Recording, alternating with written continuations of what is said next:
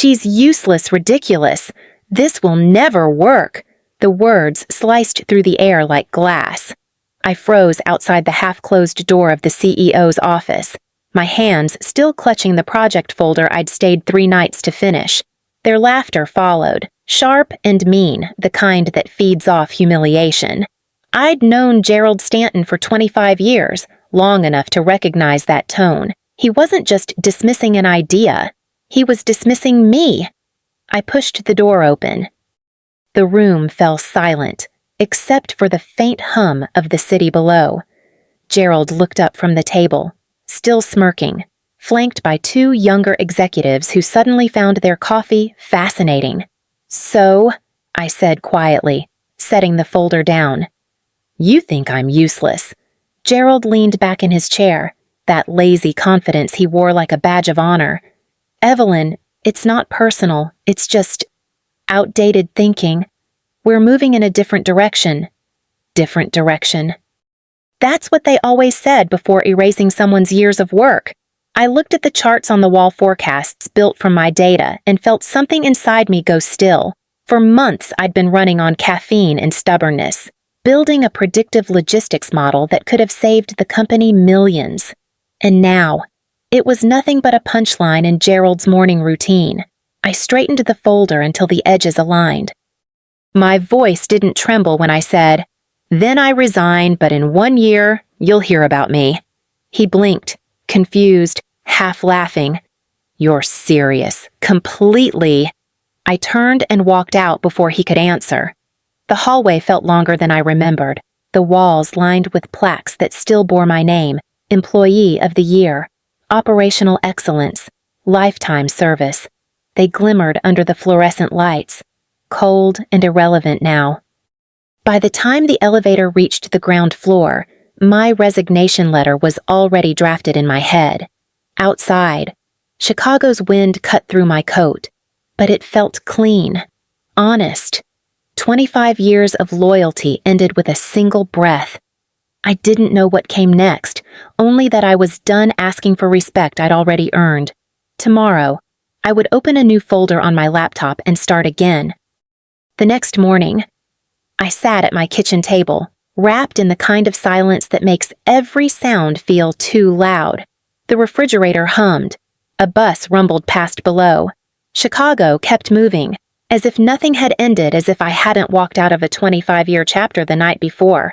A mug of untouched coffee cooled beside me. I stared at the steam fading, thinking of the folder still in my bag, the project they laughed at. The one I'd built line by line in fluorescent light after everyone else had gone home. When I finally stood to move, a box caught my foot under the counter. I hadn't opened it in years. Inside was my late husband's old notebook black cover, edges frayed. He'd been a trucker for 3 decades, a man who knew every highway by heart. On the first page, in his neat block letters, it read, "Plan the route, then drive it." I traced the words with my fingers, the paper soft from time. Grief doesn't come in floods. It comes in quiet waves, and this one hit hard. I opened my laptop. The screen glowed back, cold but familiar. There it was, the proposal they'd dismissed. Predictive Freight Optimization Draft 7. For a long time, I just stared at it, remembering Gerald's voice. Useless. Ridiculous. My cursor hovered over the file name, then I copied it, renamed the new one Project Silverline. No company logo, no investors, just me, a cracked coffee table, and a notebook that once rode every mile of this country. The first line of code appeared, shaky from exhaustion, but real. Then another, and another. The apartment filled with the quiet rhythm of keys clicking, steady as breathing. By evening, my hands ached, my eyes burned, but I didn't stop. For the first time in months, I wasn't working for approval. I was working for truth. Outside, the city lights blurred against the window pane. Inside, something long dormant sparked back to life. Grief. It turned out, could fuel more than sorrow. It could drive you forward. 2 months later, My checking account blinked back a number that made my stomach twist. $61,000 left. Enough to survive a few more months. Maybe less if the heater kept acting up. Still, I couldn't stop now. Pride had already carried me this far. Quitting would make every sleepless night meaningless. I found a small office above a laundromat on the south side. The rent was cheap because the radiator hissed more than it heated and the ceiling lights flickered like an old film reel. The first day, I scrubbed dust from the windows myself and dragged in a second-hand desk from a thrift store. It wasn't glamorous, but it was mine. Days bled into nights. I'd study logistics reports until my vision blurred, then rebuild the AI model line by line under the glow of the desk lamp. The code was stubborn, elegant, infuriating a mirror of me. Sometimes I'd pause, rub my eyes, and hear my husband's old saying in my head, plan the route, then drive it. Week by week, Silverline began to take shape. The algorithm started learning faster than I expected, adapting to real-time shipping data with uncanny accuracy. One night, after hours of testing, the numbers appeared on screen. 88% predictive accuracy. I just sat there staring. Then, without thinking, I smiled a real, unguarded smile, the kind I hadn't felt since before Gerald's office, before the humiliation. The air in that cold little room felt warmer somehow. The next morning, I drafted a short email and sent it to every mid-size freight company I could find. Subject line predictive optimization system. Pilot offer. Some bounced back immediately. Others stayed unread. I kept sending more. A week passed, then another. Hope began to wear thin, like the soles of my shoes. On day 30, as I packed up to leave, my laptop pinged a new message. It was from Northgate Freight Logistics. We'd like to see a demo. I froze, rereading it twice to be sure it was real. Outside, traffic roared down the street, indifferent to my small miracle. Inside that flickering office, my hands trembled on the keyboard. The first door had opened. The train to Indianapolis rattled through the gray morning. Carrying more than just my suitcase, it carried everything I had left to prove. I watched the landscape blur past the window, half rehearsing, half praying. By the time I arrived at Northgate Freight's headquarters, my palms were slick despite the winter air. The receptionist led me into a modest conference room where Vanessa Morales, the operations director, was reviewing a thick folder of reports. Early 40s, sharp eyes, no nonsense, the kind of woman who'd heard every pitch twice. Ms. Hart, she said, shaking my hand. You're proposing a predictive logistics system that can cut our delay rates by 20%, 18 to 22 depending on volume. I replied, careful but steady. Her brow lifted slightly. And this is a solo operation for now, I said, just me. But the model works. She gestured to the laptop I'd set up. Then show me. My heart drummed as I launched the demo. The screen filled with routes, variables, and flashing red markers shipments at risk of delay. I clicked once, and the algorithm recalculated, rerouting each truck in real time.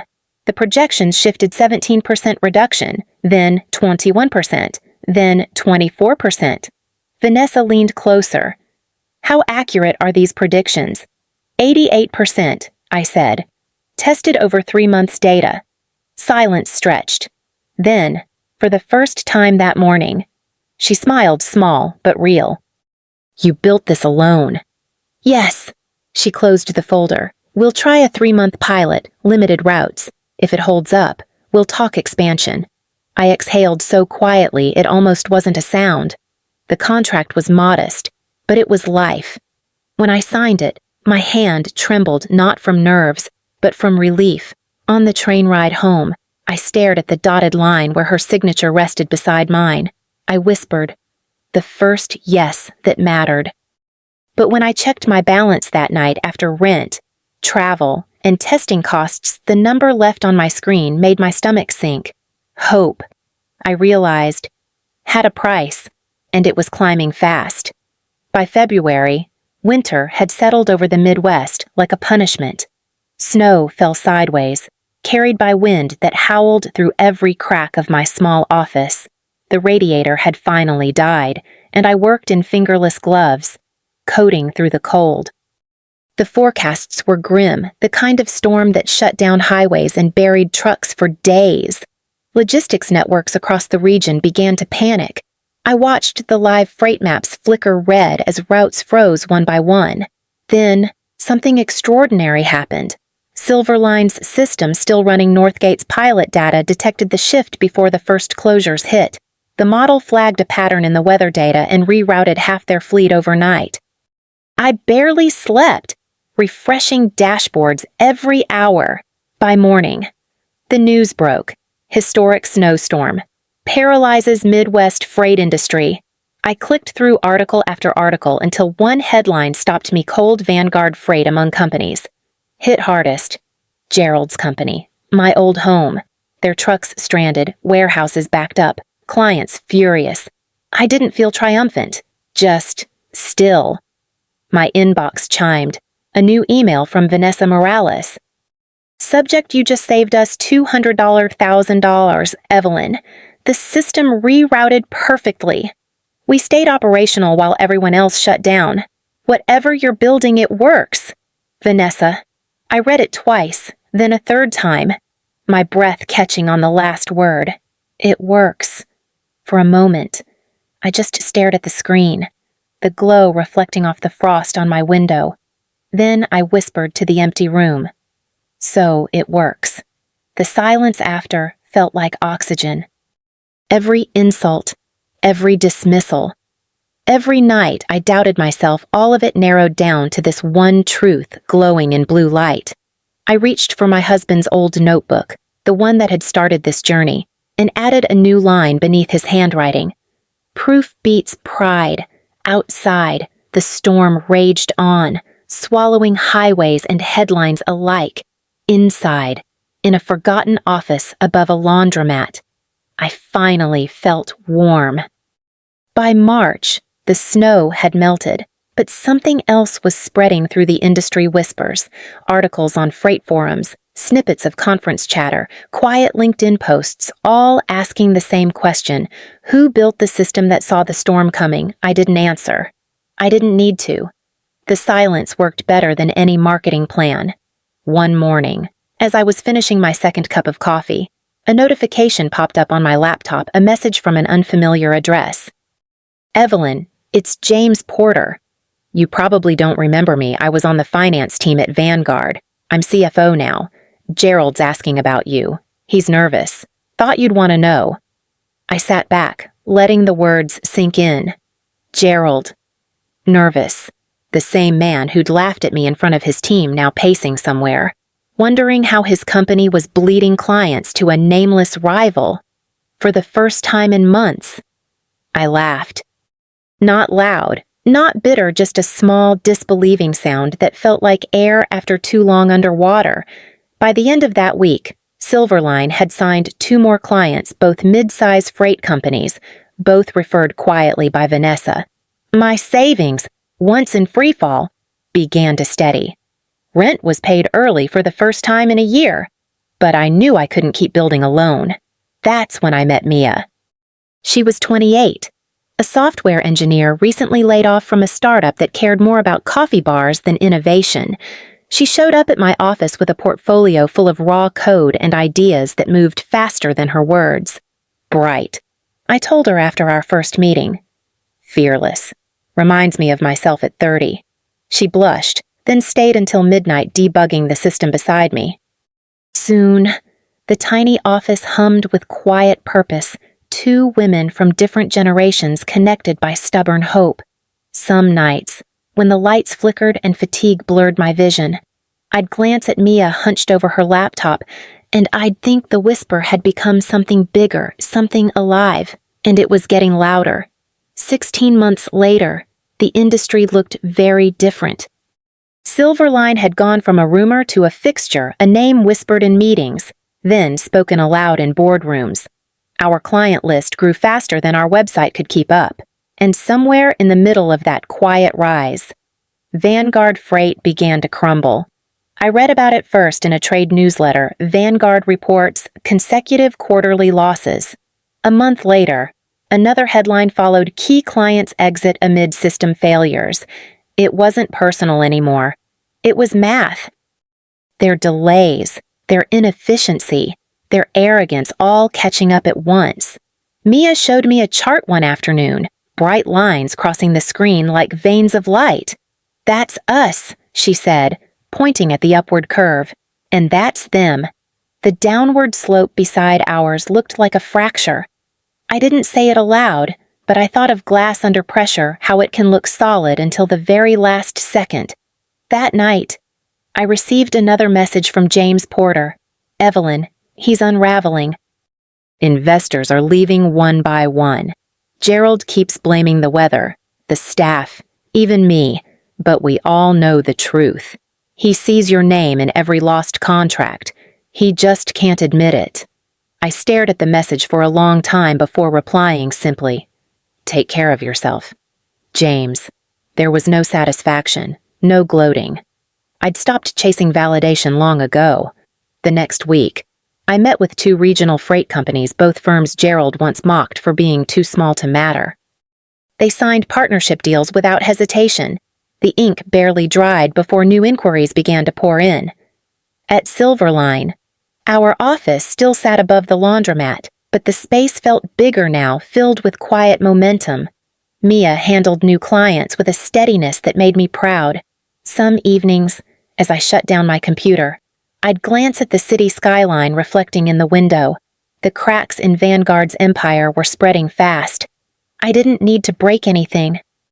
The truth was doing it for me. The ballroom shimmered with light, the kind that made everything look polished and expensive. The annual Midwest Logistics Conference had always been Vanguard's stage, the place where Gerald Stanton strutted, laughed, and once, years ago, called my project a waste of company time. Now, Silverline's logo gleamed across the banners. We were the featured sponsor. Mia adjusted my microphone backstage, smiling nervously. "You okay?" I nodded, just remembering. The applause began before I even stepped out. Rows of faces turned toward me. Executives, engineers, analysts, some curious, some expectant. I walked to the podium, my heels steady against the polished floor. "Good morning," I began. My voice carried easily in the high-ceilinged room. 2 years ago, I sat in this very audience. I had a model no one believed in and a boss who told me it would never work. A soft ripple moved through the crowd. I didn't name him. I didn't have to. I clicked the first slide delivery heat maps, efficiency charts, performance stats. Silverline's data laid bare. Today, our clients report an average 28% improvement in delivery precision, but numbers only tell part of the story. I paused, scanning the room. Near the back, a familiar figure sat motionless. Gerald. His once slick hair was now gray, his expression unreadable. For a moment, I saw not a villain, but a man cornered by his own certainty. "Innovation," I said slowly, "doesn't belong to the loudest voice in the room. It belongs to the one that refuses to quit." The applause that followed rose like a wave, not wild, but steady, respectful. I let it wash over me without letting it carry me away. When I stepped off the stage, I caught Gerald's gaze again. No anger, no triumph, just silence between 2 people who had both been right in their own ways. Once. I gave a single nod. He didn't return it. Outside, the air felt cleaner than it had in years. I walked past the banners, past the noise, leaving the echoes behind. 2 years had passed since I walked out of Gerald's office with nothing but a folder and a promise. Silverline now occupied a real floor, not above a laundromat, but in a glass building overlooking the river. The name on the door still felt unreal sometimes. Investors called weekly, reporters wanted interviews, and freight companies once out of reach now waited for a slot in our schedule. When the valuation papers came through, Mia printed them and left them on my desk. 3 million, she said, unable to hide her grin. Not bad for two women with a second-hand desk. I smiled, tracing the number with my finger. It wasn't about the money, not really. It was proof that the map I'd drawn in faith had led somewhere real. That same week, Frostline Freight, a national carrier, requested a meeting. Their CEO, a quiet man named Arthur Lynn, sat across from me in a downtown conference room with a proposal that felt both surreal and inevitable. "We'd like to acquire Silverline," he said, "full integration. You'd stay on as Chief Technology Officer, of course." I glanced at Mia, who gave a tiny nod. She had earned her own kind of peace in this story. I read the offer twice before setting the papers down. "You understand this system stays ethical. No shortcuts, no exploitation. It was built on trust." Arthur smiled. "That's why we want you to stay." When I signed, it didn't feel like surrender. It felt like arrival. A month later, the transfer completed. The payout hit my account, an amount I never imagined seeing, and the first thing I did was open a new TAB scholarship fund for women in logistics technology. That evening, I walked along the edge of Lake Michigan. Snow drifted over the water. The city lights soft behind the haze. Somewhere downtown, a company I built from nothing kept humming through the night. 1 year had become 2. The promise I'd made in anger had turned into something gentler, something like peace. The ballroom glittered with silver and white, the chandeliers reflecting the words printed across every banner, "Silverline Building, the future of freight." The annual gala had drawn everyone: clients, investors, engineers, all gathered to celebrate what the company had become. I moved through the crowd slowly, shaking hands, offering practiced smiles. The music was soft, the speeches predictable, the champagne slightly too warm, yet underneath it all was a calm I hadn't felt in years. Across the room, near the bar, I saw him, Gerald Stanton. Thinner now, suit hanging loose on his frame. His hair had gone almost entirely gray, his posture smaller. He stood alone, clutching a glass he barely sipped, eyes scanning a world that had moved on without him. For a fleeting second, he looked up and our eyes met. There was no anger left in me, no satisfaction either, just a quiet understanding of what time and truth could do to a man who built his power on noise. He looked away first. I didn't approach. I didn't need to. The distance between us said everything words could not. Later that night, back home, I slipped off my heels and set them by the door. On the kitchen table sat an envelope hand-addressed, the ink slightly smudged. It was from one of the scholarship recipients. "Dear Ms. Hart, I wanted to thank you for believing in women like me. I start my engineering program this fall. Someday, I hope to build something that makes people stop underestimating us, too." I read the letter twice, the corners of my mouth lifting. Then I whispered into the stillness. He heard me, loud and clear. Outside, the city shimmered beneath a thin veil of snow. In the quiet that followed, my thoughts softened into something like closure. He never apologized. He didn't have to. The silence was enough. Sometimes the best revenge is simply being right.